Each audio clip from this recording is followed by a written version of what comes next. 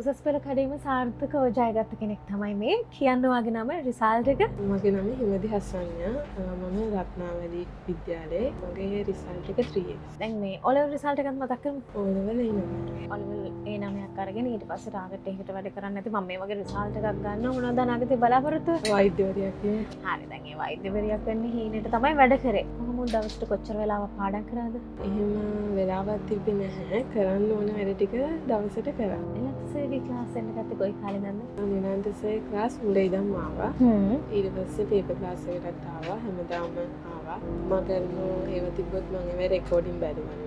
හැම ක්ලාස් එකකටම ආවා. මොනවද දැක්ක විශේෂත්වය නිලක්සේගේ තියරි ක්ලාස් එක, රිවිෂන් ක්ලාස් එක, පේපර් ක්ලාස් එකේ විශේෂත්වයන් මොනවද දැක්කෝ? සර්ගේ කියන ඒවා තේරෙනවා. ඒක අමාරු පාඩමක් වුණත් ඒක බැලුවහම අපිට තේරුම් ගන්න පහසුවෙන් පුළුවන්. දැන් මේ කෙනෙක් හිතෙන්න පුළුවන් අපිව බලාගෙන ඉන්න දැන් අනිල මලිලා ඉන්නෝනේ එළව කරන්න. නිලක්සේගේ ක්ලාස් එකේ ගොඩක් ළමයි ඉන්නවා. ඒකට සර් එක්කෙනා ගැන අවධානය දෙන එකක් නැද්ද කියලා. දැන් ඔයා ක්ලාස් එකේ ඉඳලා හොඳ රිසල්ට් එකක් ගත්ත කෙනෙක් විදිහට. ඒ ගැන මොකද්ද කියන්නේ? එහෙම එකක් නැහැ.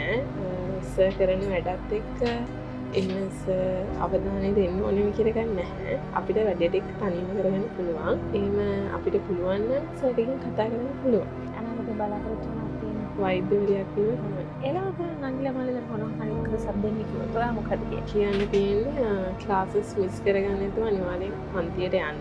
මග ඇරිලා තියෙනවා නම් අනිවාර්යෙන් ඒක රෙකෝඩින් බලලා ඊළඟ දවසේ ක්ලාස් එකට යන්න. හරි එහෙනම් ඉතින් අනාගතේ ඔයාලගේ බලාපොරොත්තු ඔක්කොම ඉෂ්ට වෙන්න කියලා අපි විශ් කරනවා. Thank you.